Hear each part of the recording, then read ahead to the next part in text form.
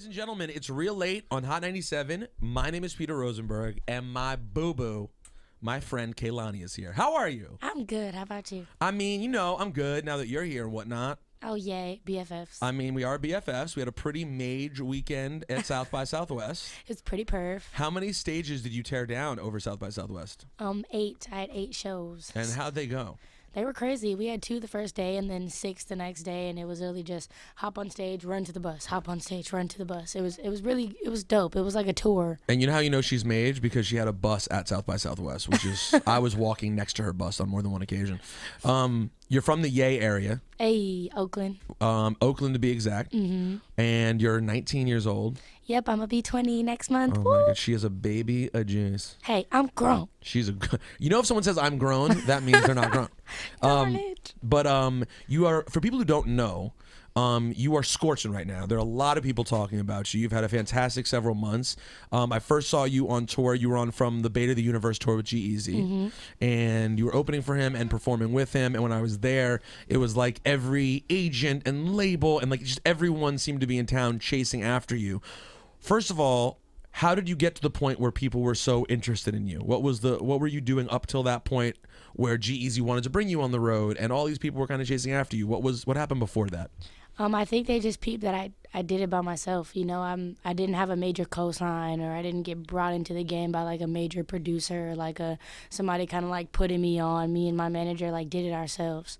So yeah, I think people were just like, whoa, she knows what she's doing and she kind of knows what she wants to accomplish. So I think it was more of like they didn't have to worry about bringing somebody really random who didn't really have a plan in. It was like, okay, she has her stuff together, so let's just move forward instead of having to like get somebody's act together and then move them forward. So how do you, like, a lot of people would come up to me at South by, and I feel bad because they'd ask me for advice. And honestly, I'm not able to really tell someone how to get a movement started. Like, what did you do? What work were you doing that created that thing on your own? Like, because you obviously got to the point where people in your area where you're from knew your name and were checking for you. Can you are you able to point out what some of those things were? Was it just hustling to get on shows? Was it your social media? Like, what was it you did to get to that place? I think it starts with initially the movement being something genuine. Like, people, you can't force a movement, you know, like you don't make the movement, honestly, the people make the movement. You could have what you consider to be a movement, but if people aren't moving with it, it's not a movement. You know, so I think it was just something that people genuinely believed in. And was it SoundCloud, though? Was it songs you were putting on SoundCloud? Oh, yeah. I mean, I just started dropping music on the internet, and people started, you know, rocking with it. I didn't really, like, force anything. I've never been on radio stations until now, you know. I've never had my songs on any platforms. They were just putting it out there, and blogs were picking it up, and people were rocking with it. And it was very natural. I think people just liked it because it was natural, and it didn't feel forced, you know. What was the first song that started getting, like, a little bit of, like, internet buzz and it started to become a thing? The first song I ever dropped is called Anti-Summer Love, and it was about like 2 years ago, and it was just a good R&B song, and it was my first song out to the public, and I think that really just kind of set things on fire. You know what I have to say that your Sound of Music surprised me. The Sound of Music. No, like for some reason, your name, your look, and by look I mean both like ethnically, I don't know what you are. What are you, Kehlani? I'm Black, white, Native American, and Spanish. Okay. So from your racially ambiguous look to your piercing, tatted look, I was then kind of surprised that musically you're kind of like traditional modern R&B, if you would, like, which actually isn't that common right now for some reason. Everybody's super futuristic. And that's what you assume when you see you. You're like, oh, this is going to be some weird, like a lot of live instrumentation. And then when you hear it, you're like, oh no, this is actually more like sort of the R&B that I'm accustomed to from the 90s. Or they think I'm a rapper. Do people just assume that? All the time. I was at South by, all the rap dudes, like, because like a lot of the shows, I was the only girl or the only R&B singer. Like, it was one or the other, usually the only girl. So I'd be waiting to go up, and other guys would be like, what's up, Ma, you rap? You a rapper? Where can I find your stuff? I'm like, little do you know, I will never rap a bar in my entire life. Never gonna happen. You couldn't pay me, so. All right, I want to ask you a little bit more about your crazy tats, your friendships in the Bay, the plan musically, your situation. I want to do all that, but let's do it after we play your record. Hey. You want to introduce it? Hey, this is my song, FWU. Woo. F with you. Is that what it stands for? It is, but I'm so tight. I have a potty mouth. So we're going to edit that, but don't you worry. FWU, brand new music from Kehlani. She's hanging out. Shout out to the Bay. We here. It's real late, Hot 97. Yeah. And I started playing this record last week. I'm late to the party. It's already been out for a couple months. It's dope. It's super tight. Thank you. You get a lot of love from the Bay. I mean, when I saw you at Fader Fort at South by, you brought out I Am Sue. Is that you brought out? Yep, I Am Sue and the whole HBK gang. It's funny because I didn't know they were coming on stage. So I was singing to one side of the stage, and the next thing you know, I see all my ugly brothers on stage with me. HBK was definitely in the building. And does it feel nice when you're a new artist and you're out there and you're really getting love like from your area like that? Of course. I mean, like, you can't conquer the world without conquering where you're from first. You know, you can't have that love anywhere else without your hometown love. So. And are you noticeably getting love in the Bay? Man, it's ridiculous. Like, I can't go back without it being like a big thing. So it's like when was the last time you played a show in the Bay?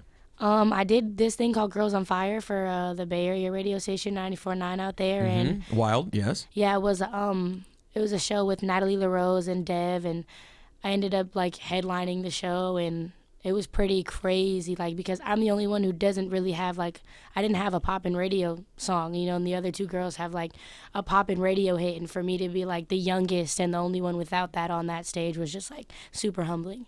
So when you look at you physically, your hands are like, where are your tats? Your hands, all over your my face. hands, my arms, my face, my legs, my stomach. But you don't see, so people still, even in 2015, even though tattoos are so common, I feel like people still naturally make judgments about people who have tattoos. I mean, I think I do. Oh, of course. You know what I'm saying? People think I beat people up and like rob banks and see, I wouldn't assume that. I think that's messed up. I would just assume that you had some sort of like troubled early teen years where you were trying to like super rebel. Yeah, totally. Is that true or not? Hit the nail on the head. Is that true? Yeah. So you were wilding out when you were like mid-teens. Oh, totally. I got my hand tattoos done at the park with a needle and ink, literally like what poking were you doing? me. Why were you wilding out? Why were you rebelling so bad? Oh man, I mean, early teenage life in the Bay Area is crazy. It's like no other place. You know, if you can survive in Oakland, you can survive anywhere. Just like if you can survive in New York, you can survive anywhere. New York, Chicago, Oakland, they're all very similar. So were you in a not great part of Oakland?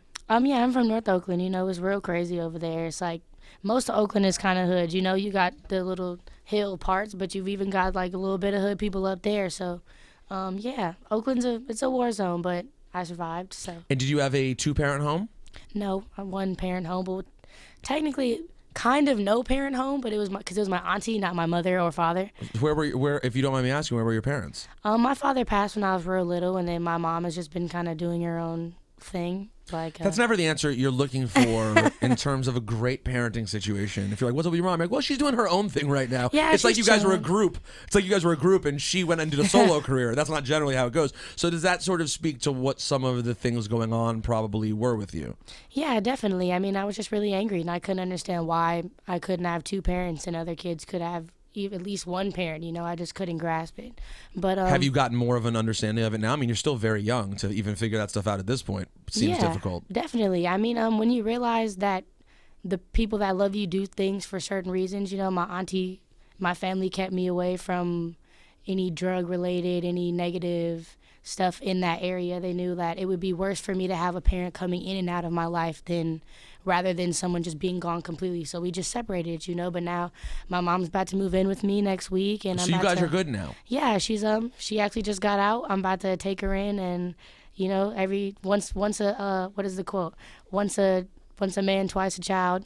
You know, everybody gets to that point where the kid becomes the parent. So I think but 19 is still usually early for that. Yeah, it is early, but I mean, everything happens for a reason, and you know, God's giving me this task for a reason that I got to take care of it. Are you generally open about this part of your family life? Yeah, I mean, it's been questions my whole life, you know, like it's nothing my mom not even ashamed of it. She like, you know, you got a story to tell, so tell it. So when you say that she's coming home, do you mean from rehabilitation place or do you mean from jail? From jail. That's the real. Well, I mean, there are two options. Yeah. That's the realer option. How long has she been gone for? I I mean, she was in and out. For a while, I didn't even see her. You know, I didn't know where she was. Sometimes it's like one of those situations where I just got to drive around the hood and be like, hey, yo, you see my mom? Type stuff. So, I don't know. I catch her when I can. You know, she understands I had to leave and go to LA to do what I had to do in order to, you know, save the rest of my family and save her and make sure everybody's straight. She understands that, and she understands when she comes to LA, it's no games played, and she just gotta handle business and rock with me. Well, I gotta tell you what. In our limited best friendship that we have not covered a lot of ground. It was more like jokes and talking about things being lit and things of that nature.